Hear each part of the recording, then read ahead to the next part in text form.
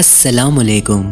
دنیا کی تاریخ میں ایک دوسرے کو مارنے کے نت نئے طریقوں کی دریافت میں نسل انسان نے ایک دوسرے پر سبقت لے رکھی تھی۔ جنگوں میں انسان کی ہلاکتوں نے نت نئے طریقوں نے اس عمل کو مزید تیز کر دیا تھا۔ پھر انسان نے معاونت کے لیے جانوروں کا رخ کیا۔ سب سے پہلے دوسری جنگ عظیم کے دوران سوویت یونین نے انسانوں کے دوست جانوروں کو اینٹی ٹینک بارود میں تبدیل کر دیا تھا، جبکہ 20ویں صدی کے اوائل تک گھوڑے جنگوں میں اہم کردار ادا کرتے رہے۔ آج کی ویڈیو میں ہم آپ کو بتائیں گے ماضی میں جنگی ماحول کے دوران بے زبان جانوروں کا استعمال کیسے کیا جاتا تھا۔ ایک کبوتر نے ہزاروں زندگیاں کیسے بچائی، جسے دیکھ کر یقیناً آپ کی معلومات میں اضافہ ہوگا۔ اس کے علاوہ بہت سی دلچسپ معلومات آج کی ویڈیو میں زیر بحث رہے گی۔ اگر آپ نے ابھی تک ہمارا چینل سبسکرائب نہیں کیا ہوا تو چینل کو سبسکرائب کرنے کے ساتھ ساتھ بیل آئیکن کو بھی ضرور دبا دیجئے، کیونکہ آپ کو اسی طرح کی دلچسپ اور معلوماتی ویڈیوز باقاعدگی کے ساتھ دیکھنے کو ملتی رہیں گی۔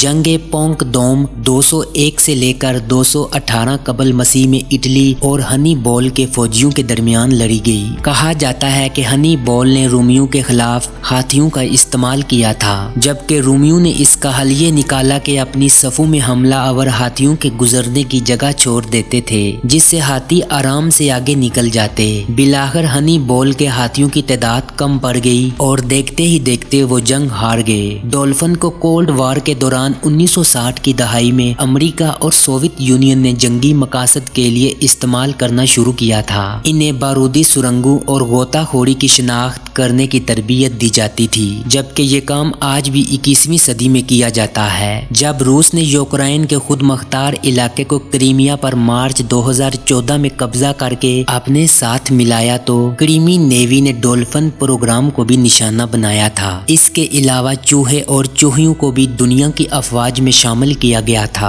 ان کی فوج آرمی فوجیوں کے لیے پریشانی کا سبب بنتی تھی۔ اگر چوہوں کی یہ فوج بحری جہاز میں گھس جائے تو انہیں نقصان پہنچاتی تھی، اور فوجیوں کے کیمپوں میں گھس جائیں تو بیماری پھیلانے کا سبب بنتے تھے۔ پہلی جنگ عظیم میں چوہوں نے مورچوں میں اتنا ہنگامہ برپا کیا تھا، انہیں مارنے کے لیے بہت سارا اسلحہ استعمال کیا گیا تھا۔ اسلحے کے ذخیرے کو بچانے کے لیے انہیں مارنے کے نئے طریقے تلاش کرنا پڑے تھے۔ 21ویں صدی میں انہیں بارودی سرنگیں تلاش کرنے کے لیے استعمال کیا جانے لگا، جو ہر سال سینکڑوں افراد کی جانیں لے لیتی تھی۔ چوہوں میں سونگھنے کی صلاحیت انسان سے کئی گنا زیادہ ہوتی ہے، اسی لیے وہ بارودی سرنگوں کا بھی آسانی سے پتہ لگا لیتے ہیں، جن کا سوراخ الیکٹرک آلات بھی نہیں لگا سکتے۔ چمپینزی سائنسدان بندروں اور چمپینزیوں کو انسانوں کا پرانا دوست کہتے ہیں، مگر ان کے ہاتھوں میں بندوق نہیں پکڑائی جا سکتی تھی۔ تاہم کولڈ وار کے دوران شروع ہونے والے خلائی دور میں چمپینزی نے اہم کردار ادا کیا۔ انہیں تجرباتی طور پر خلا میں بھیجا گیا تھا،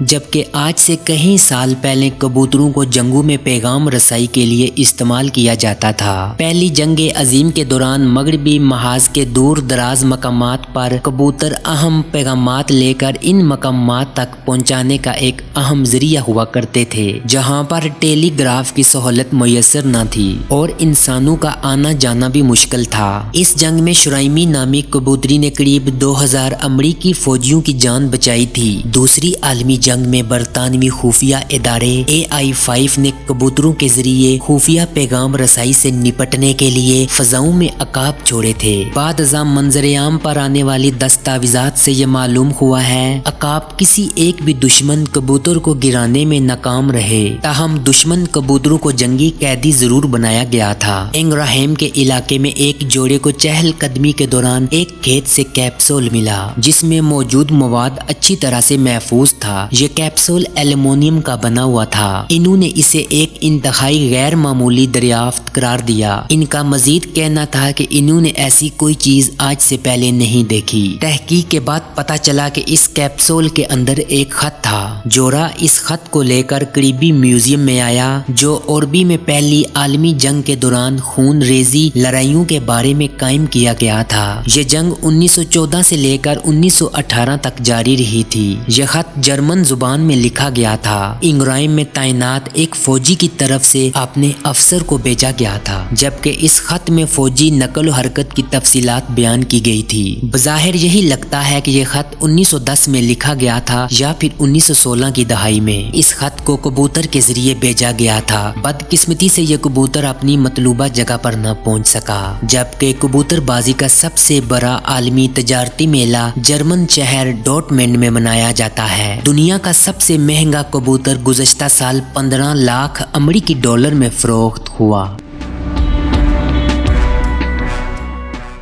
ویڈیو کے متعلق اپنی رائے کمنٹ باکس میں ضرور دیجیے گا۔ آپ سے ہوگی ملاقات اگلی ویڈیو میں، تب تک کے لیے مجھے دیجیے گا اجازت۔ اللہ نگہبان۔